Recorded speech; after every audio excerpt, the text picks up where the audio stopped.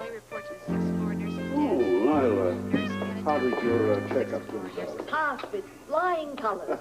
Father, I'm glad I caught you. How did the checkup go, Mother? Splendidly, dear. Oh. Now, could I please get out of this ridiculous wheelchair? No, darling, not until we get to the car. What is it, Alan? Would you excuse us a second, Mother? Do you think that I ought to go over and see Scorpio What for? about Beatrice and the money? Oh, good Lord, no. Oh, I almost forgot to tell you. Dr. Shapira is very pleased about the way the new medication is working. Well, that's wonderful news, Mother. That's very nice, Lila. Well, really, I thought you two were concerned about my health, but if you're just going to brush me off. No, not at all. It's just that I have something very important to finish here with Alan. Oh, please don't let me keep you. I'm just a stupid old woman. We can't talk here. Tell me what to do. Stay away from Scorpio. He's much too shrewd. If you ask questions, he's going to figure we're up to something. You know what? We need a spy at police headquarters. You're going to spy it on police headquarters? Whatever for? No, Lila. Alan said that they're very sly at police headquarters. Oh, yes, well, I suppose they're paid to be. We'll talk later. Okay. All right. Let's go along, darling. Thank you.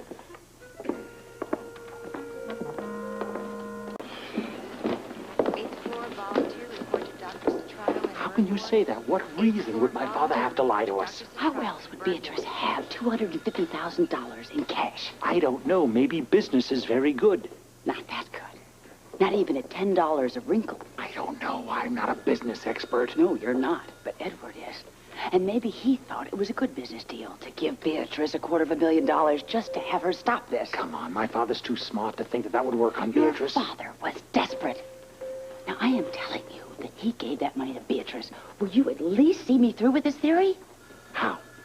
Well, you know people at the bank. You can go over and find out if he withdrew that sum recently.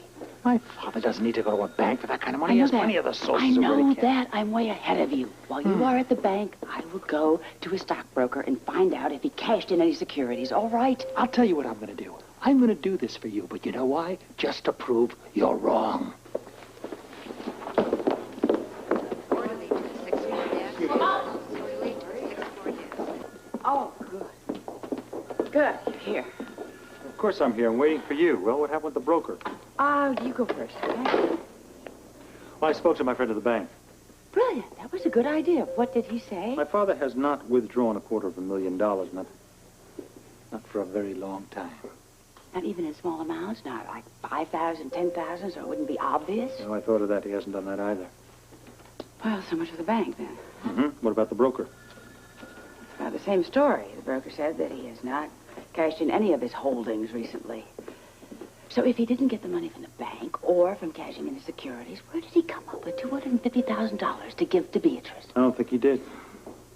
You're saying your father did not give that money to Beatrice? That's what I'm saying. I think somebody else did. Oh. Okay, fine. Then that leaves us with one very large question. If Edward did not give the money to Beatrice, then who did? Who was she conning? You can also add to that. Who wanted her dead? Really? So neither Monica nor Alan withdrew that large an amount, huh? You sure? No. Never mind. Thanks for your time. Oh, good Lord. You surprised me. Apparently. Who was that on the phone? Just now? No, an hour ago. Yes, of course, now. It was my broker. Can you believe it, on top of all our other troubles, the stock market dipped 4 points this morning? You are such a brilliant liar, Edward. Sometimes, you know, it's frightening. Lying? Yes, we did overhear you. We know that you were talking to your banker. About us. Would you care to explain? Would you like to have a cup of coffee first? Why did you try a confession to start with?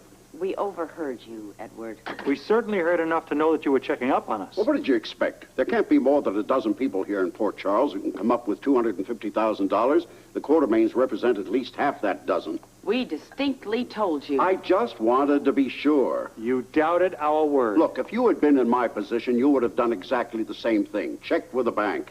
He did. What? There's one thing to be said for the Quartermains. They are consistent. Go on. Tell them, sweetheart. It's not relevant now. Let me be the judge of that, Alan.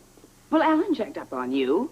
He called the same bank. He probably talked to the same bank official, who at this moment, I'm sure, is more than just a little curious. It was Monica's idea. But Alan followed through very nicely. Yes, and while I was following through, she was checking with your stockbroker. Yeah, how very thorough of you. Oh, don't be offended, Edward. We just thought that you were in a situation where you were desperate enough to try something like that. I believe it was you two who bought Beatrice that villa. Now talk about a foolish act in the name of desperation.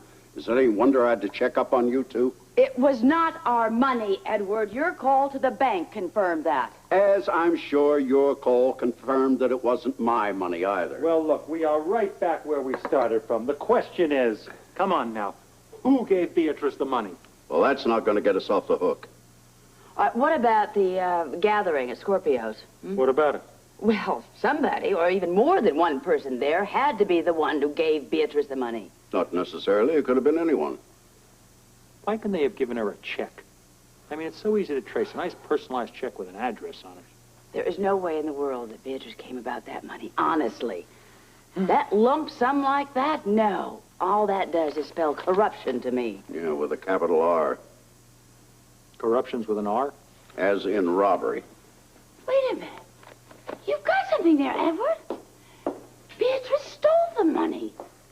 I mean, just because she had it doesn't mean that somebody gave it to her. I like it. I like it. All right, where or from whom did she steal it then? That seems to be the next logical question. Well, the thing is, it could have been anyone from anywhere. Huh? We start with those suspects. Who among that group would have that much money? How about Lorena? No, I doubt it. Not in cash. Amanda Barrington. She was loaded enough. She's not the type to keep it hidden in a mattress. All right, what do we know about Sylvia? No, I'm sure it wasn't her, and Leo couldn't scrounge $1,000 together anyway. Well, Let's face it, children, we're all wheelers and dealers, so it could be any one of us, or none of us. What we need are some hard facts. every time that phone rings, I jump 1 foot, Alan. I'll get it. Quartermain residence. Alan, this is Amy at the hospital. Hi, Amy, what is it? An emergency. There was an explosion at City Hall. Dr. Hardy has ordered in all the off-duty doctors right now. You'll never believe how many... In this instant, we'll be there in 10 minutes. There was an explosion at City Hall. They're calling every doctor in. Come on, let's go.